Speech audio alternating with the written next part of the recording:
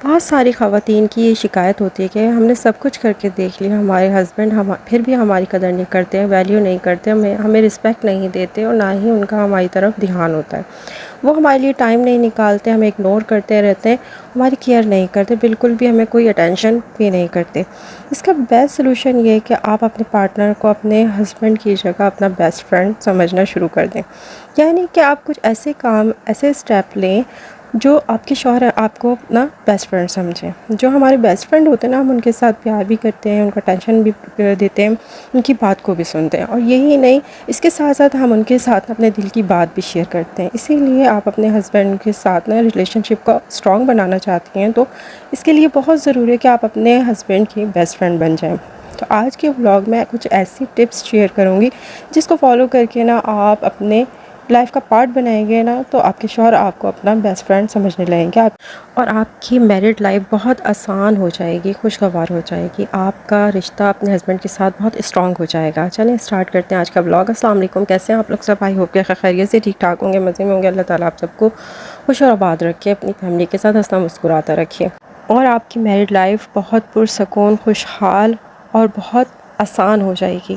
चलिए स्टार्ट करते हैं आज का व्लॉग। अस्सलाम वालेकुम, कैसे हैं आप लोग सब? खैरियत से हैं, ठीक ठाक हैं? अल्लाह ताला आप सबको खुश और आबाद रखे, अपनी फैमिली के साथ हंसता मुस्कुराता रखे। अब आमीन सुम्मा आमीन। आज का व्लॉग स्टार्ट हो रहा है मॉर्निंग से, और मैं मॉर्निंग और इवनिंग रूटीन दोनों शेयर करूँगी। मॉर्निंग में मैंने बच्चों को ना मीठे टोस्ट बना दिए थे, और इवनिंग में मैं बनाऊँगी बच्चे के लिए पिज़्ज़ा मैंने बना के नहीं दिया था क्योंकि उनकी सालगिरह थी, तो मेरी तबीयत ही ठीक नहीं थी, इस वजह से मैं बना नहीं सकी थी। मैंने कहा चले मैंने बना के उनको पिज़्ज़ा दिया था, क्योंकि उनको शिकायत थी कि मम्मा आपने मेरी सालगिरह पे कुछ बनाया नहीं। मैंने कहा नहीं चले मैं बना दूँगी, तो इसलिए मैंने उनके लिए पिज़्ज़ा बना के दिया, और सिंपल सी मैं जैसा बना दी, कई दफ़ा मैं आप लोगों के साथ शेयर कर चुकी हूँ।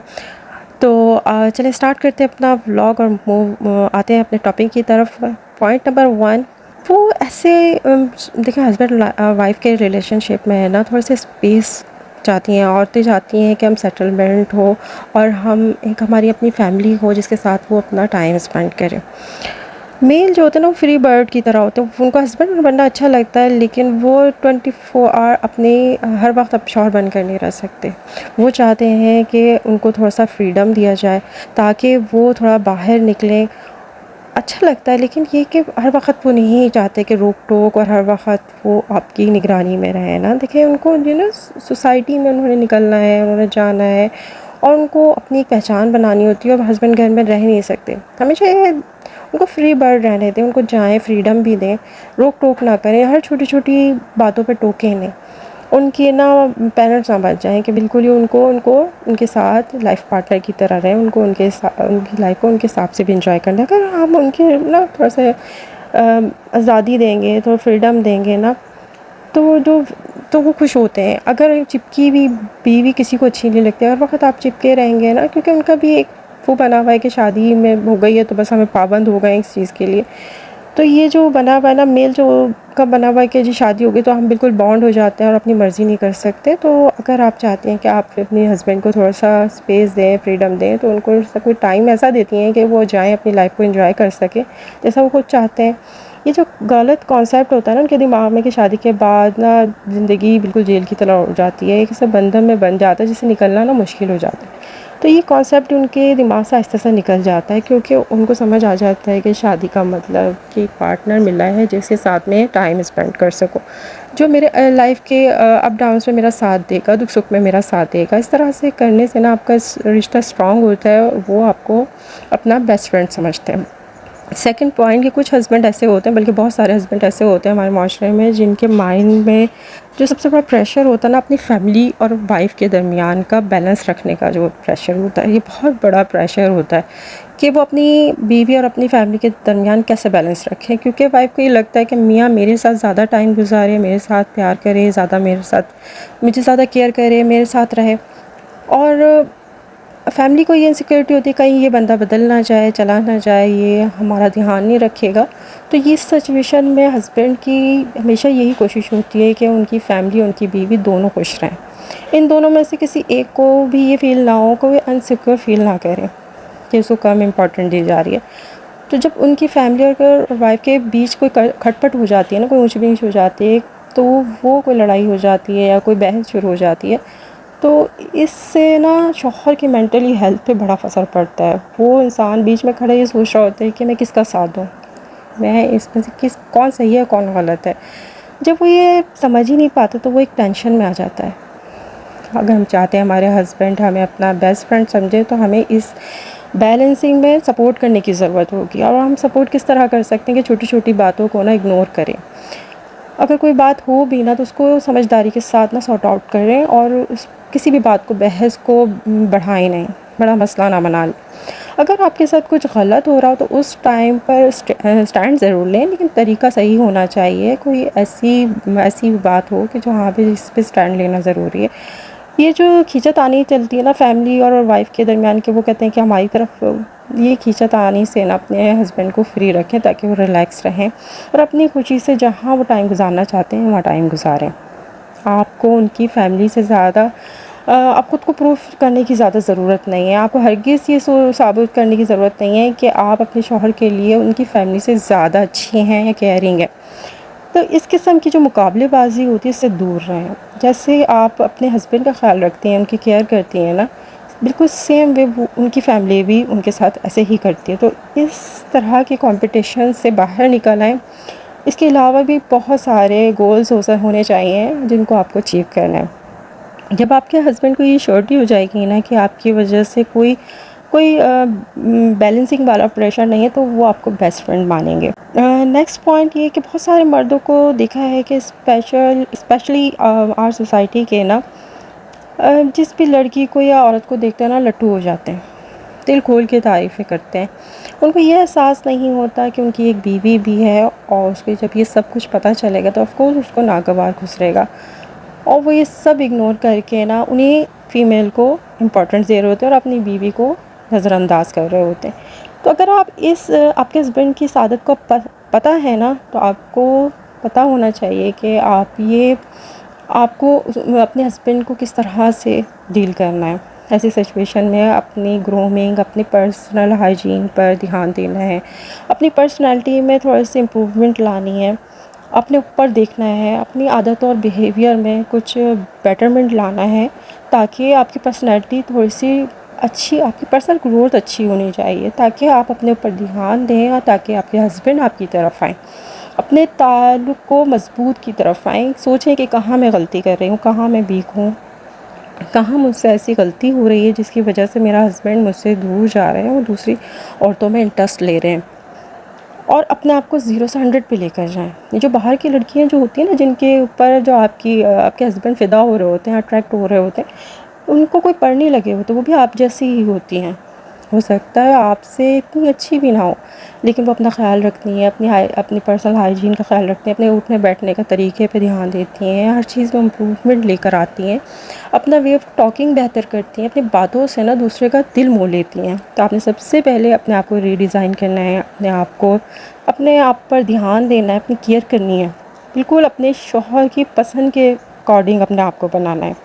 इसके लिए आपको ना मैं बहुत फ्रेंडली ये बात कह रही हूँ कि आप पूछें अपने हस्बैंड से कि उनको क्या पसंद है और क्या नहीं पसंद है। बहुत सारे हस्बैंड ऐसे होते हैं जिनको मेकअप पसंद होता है, बहुत से ऐसे होते हैं जिनको मेकअप बिल्कुल पसंद नहीं होता। इसी तरह कपड़ों में भी बालों की चॉइस हर किसी की ना डिफरेंट होती है। अपने हस्बैंड से पूछें कि आपको क्या पसंद है, आप जैसे उनको पसंद है ना अपने आप को वैसे ही उसी में ढालें।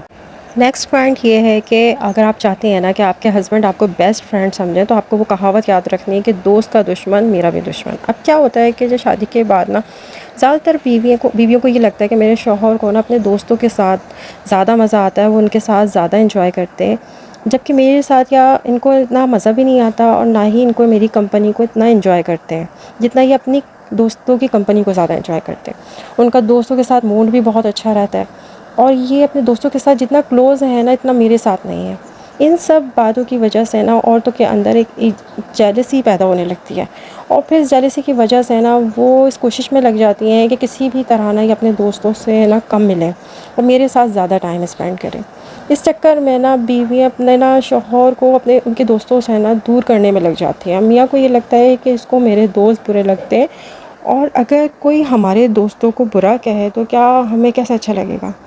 तो अगर आप चाहती हैं कि आपके हस्बैंड आपको अपना बेस्ट फ्रेंड समझें, तो आपको अपने हस्बैंड को ना उनके दोस्तों के साथ जाने देना चाहिए। जब आप अपने हस्बैंड को ना उनके दोस्तों के साथ जाने देंगी, फ्री टाइम स्पेंड करने देंगी ना, और कहेंगी कि जाएँ आप, शादी का ये मतलब नहीं कि आप मेरे साथ ही टाइम स्पेंड करें। ऐसे में ना शौहर ना अपने दोस्तों के साथ जब बैठे होंगे ना, उनके दोस्त जब जब कोई बात आपके बारे में होगी ना दोस्तों के बीच, तो वो कहेंगे कि ना मेरी बीवी तो बहुत अच्छी है, आपके बारे में अच्छी बातें ही कहेंगे। अपने दोस्तों के साथ अच्छी बातें शेयर करेंगे कि ये वो मेरे पे बिला वजह रोक टोक नहीं लगाती है। अदरवाइज़ हस्बैंड को ये लगता है कि मैं तो बड़ी मुश्किल से जान बचा के और बहाने करके अपने दोस्तों के पास मिलने के लिए आया हूँ, और कहेगा कि शुक्र है मैं थोड़ी देर के लिए ना मैं निकल आया जान बचा के। मतलब एक तरह से ना आपसे पीछा छुड़ाने वाली बात कर रहे हैं। अगर आपका शौहर ना बहुत दोस्तों की गैदरिंग में रहना पसंद करते हैं, इससे पहले कि वो आपसे जान छुड़ा के जाएँ, इससे पहले आपको खुद ही इजाज़त दे दें, ताकि आपके शौहर को ये लगे कि उसमें आपकी भी मर्ज़ी शामिल है और आपने खुशी-खुशी इजाज़त दी है। क्योंकि आपके हस्बैंड को तो दोस्तों से तो मिलना ही है, जाना ही है, तो क्यों ना आप उनकी मर्ज़ी में अपनी मर्ज़ी भी शामिल कर दें और अपने रिश्ते को स्ट्रॉन्ग बना लें। ये छोटे-छोटे कॉम्प्रोमाइज़ेज़ होते हैं जिससे जो आप एक-दूसरे के साथ करते हैं ना, तो आपकी मैरिड लाइफ़ ना पुरसुकून गुज़रती है और आप अपने शौहर की ना बेस्ट फ्रेंड बन सकती हैं। नेक्स्ट पॉइंट ये कि ना अपने हस्बैंड की ना बेस्ट फ्रेंड बनने का ये मतलब नहीं है कि अगर आपके हस्बैंड कुछ भी गलत कर रहे हैं तो आपने ना कुछ बोलना नहीं है। उल्टा आपने उनको सपोर्ट करना है। आप किसी भी तरह उनकी गलत बातों या गलत कामों में उनका साथ देकर ना उनकी गुड बुक करेंगे। अगर मैंने हस्बैंड पर कोई रोक टोक करी, उनको कुछ भी कहा, मना किया ना, तो वो मुझसे नेगेटिव हो जाएंगे और हमारा रिश्ते पर ना इसका असर पड़ेगा और इस तरह से वो मुझसे दूर हो जाएंगे। ऐसा आपने हरगिज़ नहीं करना। जहाँ पर आपका हस्बैंड आपको जहाँ पे लगे कि गलत है ना, तो गलत के लिए आपने स्टैंड ज़रूर लेना है, लेकिन तरीके से लेना है। आपने बहुत ज़्यादा लाउड नहीं होना, गुस्सा नहीं करना, एंगर नहीं शो करना। आपने टॉन्टिंग वे में भी उनको नहीं समझाना, बल्कि पोलाइट वे में और नरम लहजे के साथ अपने सारे प्रॉब्लम को सॉर्ट आउट करना है। अगर आप बहुत ज़्यादा कंट्रोलिंग वे में समझाने की कोशिश करेंगे ना, तो उनको समझ नहीं आएगी। क्योंकि ना आदमी को ना इस बात पे ज़्यादातर फोकस नहीं करते हैं कि आप क्या बात कर रहे हैं, इस चीज़ पे ज़्यादा फोकस करते हैं कि आप किस तरह से बात कर रहे हैं, क्या अंदाज़ है आपका बात करने का। अगर आपको ऐसा लगता है कि आपके हस्बैंड आप कुछ गलत कर रहे हैं ना, तो आप उनको समझाना चाहती हैं, तो आप पोलाइट वे में ना उनको समझाएं। क्योंकि जितना आप नरमी से उनसे बात करेंगी ना और अनकंट्रोलिंग वे में समझाने की कोशिश करेंगे ना, तो उतना ही उनको समझ आएगा और आहिस्ता आहिस्ता उनको ये भी समझ आएगा कि आप उनको गलत काम में, गलत बात में आप उनका साथ नहीं देंगी। आप ये चाहती हैं कि आपके हस्बैंड पे ना कभी कोई मुसीबत ना आए, उनके साथ कभी कुछ बुरा ना हो, तो इसलिए आप उनको गलत बातों से और गलत कामों से उनको प्रोटेक्ट करना चाहते हैं। इस तरह करने से आपके हस्बैंड भी आपको अपना बेस्ट फ्रेंड समझेंगे। नेक्स्ट पॉइंट में ये है कि ना आपके हस्बैंड की रिस्पॉन्सिबिलिटी की, जो वाइफ की ज़िम्मेदारियाँ होती हैं वो तो हमें बिल्कुल पता ही है, क्लियर है कि हमें खाना बनाना है, बच्चों को देखना है, घर साफ़ करना है, ये सारे काम करने हैं। आप साथ साथ अगर वर्किंग वुमेन है, घर पर जो कोई ऑनलाइन जॉब करती हैं, छोटा मोटा कोई काम या बिज़नेस करती हैं, कोई भी आप करती हैं, तो आपको सब चीज़ों को बैलेंस करना होता है। तो लेकिन शादी के बाद ना जो एक बेसिक रोल होता है ना, जो कंसीडर किया जाता है, वो होता है हस्बैंड का। हस्बैंड का जो रोल है ना, वो आपके रोल से थोड़ा ऊपर होता है और यही समझा जाता है और ऐसा होता भी है कि हस्बैंड की ज़िम्मेदारी और मेहनत ज़्यादा वो करते हैं और एफ़र्ट्स भी ज़्यादा करते हैं। और जो एफ़र्ट कर रहे होते हैं ना अपनी फ़ैमिली के लिए, अपनी फ़ैमिली को खुश रखने के लिए, उनको सेटल करने के लिए, उसकी कोई लिमिट नहीं होती। फॉर एग्ज़ाम्पल कि हस्बैंड जब अपने बच्चों को कहीं बाहर लेके जाते हैं, तो वो उनकी कोशिश होती है कि वो अच्छे से अच्छी जगह लेकर जाएँ, अच्छे रेस्टोरेंट में लेके जाएँ, या कहीं जा रहे हैं तो अच्छे होटल में रुकाया जाए उनको। जो भी वो कर रहे होते हैं, वो अपनी फैमिली के लिए जो भी कर रहे होते हैं, उनको कम लग रहा होता है। वो हमेशा इसी कोशिश में होते हैं कि ना अच्छे से अच्छा किया जाए अपनी फैमिली के लिए। इन सब के बावजूद भी ना कई बीवियाँ अपने हस्बैंड से ना कंप्लेन ही करती रहती हैं, उनको कोई ना कोई शिकायत ही रहती है। वो अपने हस्बैंड को ना दूसरों से कंपेयर करने लगती हैं कि देखो उसके हस्बैंड को, देखो उसका घर, देखो उनका तो कितना बड़ी गाड़ी ले ली, कि अपग्रेड कर ली है गाड़ी भी, और उनको फला को देखो इतने महंगे महंगे गिफ्ट देता है, अच्छी अच्छी जगहों पे लेके जाते हैं। मतलब दूसरों से कंपेयर करना, इन सब बातों की वजह से आपके हस्बैंड ना अंडर प्रेशर आ जाते हैं और फिर जो उनके अंदर खुशी जो होती है ना, कि जो खुशी जो सारे काम कर रहे होते हैं ना, एफ़र्ट्स कर रहे होते हैं ना, वो ख़त्म हो जाती है। और उसके बाद उनके माइंड में ये आता है कि मैं तो उसके लिए जितना भी कर लूँ ना, ये खुश नहीं होने वाली। फिर जब आप उनको इस तरह से प्रेशराइज़ करती हैं ना, फिर वो आपसे ना दूर रहने की कोशिश करने लगते हैं। इसके पास तो जब भी जाऊँगा ना तो ये तो मुझे अंडर प्रेशर ही करेगी, कुछ ना कुछ बोलती रहेगी, कोई ना कोई शिकवे शिकायत ही करती रहेगी। तो क्योंकि उनको आपसे ना नेगेटिव वाइब्स आना शुरू हो जाएंगी। जब आप उनकी एफ़र्ट्स को अप्रिशिएट नहीं करते ना तो वो फिर फाइनली वो एफ़र्ट करना ही छोड़ देते हैं। आप हमेशा अपने हस्बैंड को ये इस चीज़ की तसल्ली दें, अप्रिशिएट करें कि वो जो भी कर रहे हैं ना, जितनी भी एफ़र्ट कर रहे हैं ना, वो बहुत ज़्यादा है और यही नहीं, आगे भी जो भी वो करना चाहते हैं ना, अच्छा ही होगा। आपने उनसे कहें कि आप हर तरह के हालात में ना अपने शौहर के साथ हैं। इस तरह की बातें ना आपके शौहर को ना ज़हनी तौर पर रिलैक्स करेंगी। आपके शौहर को भी इस बात का अंदाज़ा होगा कि आप हर तरह के हालात में ना उसका साथ देंगी। चाहे आप ज़्यादा पैसे कमा रहे हो, चाहे आप कम पैसे कमा रहे हो, हर हालात में वो आप उसके साथ हैं। आपके इस बिहेवियर से आपके हस्बैंड को अंदाज़ा होगा कि मैं जिस तरह के भी हालात में, हर तरह से मेरा सपोर्ट सिस्टम बन के खड़ी रहेगी मेरे साथ, हर तरह की फ़ाइनेंशियल कंडीशन में मेरे साथ हैं। अगर आप चाहती हैं ना कि आपके हस्बैंड रिलेशन स्ट्रॉन्ग हो ना, तो फिर आप चाहती हैं कि बेस्ट फ्रेंड बने आप अपने हस्बैंड की, तो वो जो भी कर रहे हैं उसको नोटिस करें और उनकी कोशिशों को सराहें, अप्रिशिएट करें। ईगो को ना अंदर ना आने दें कि मुझे अप्रिशिएट नहीं करते तो मैं क्यों करूं, ऐसे ना करें।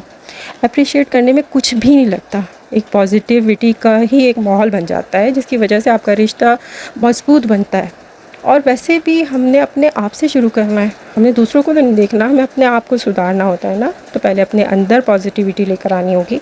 जब हम पॉजिटिव होंगे, अच्छी अच्छी बातें करेंगे ना, अपने बिहेवियर को अच्छा करेंगे, तो तभी हमारा बिहेवियर अच्छा होगा, तो ही हमारा हस्बैंड को हमारे पास आना अच्छा लगेगा। और अच्छे बिहेवियर के थ्रू हम अपने हस्बैंड को अपने करीब लाएंगे और अपने अच्छे बिहेवियर की वजह से ही हम अपने हस्बैंड को अपना बेस्ट फ्रेंड बना सकते हैं। तो ये छोटी सी टिप और ट्रिक्स आपके साथ मैंने इस टॉपिक पे बात करी। आई होप कि अच्छा लगा होगा, टॉपिक अच्छा लगा तो प्लीज़ लाइक शेयर सब्सक्राइब कीजिएगा। मुझे दुआ में याद रखिएगा। मिलते हैं नेक्स्ट वीडियो में, तब तक के लिए अल्लाह हाफिज़।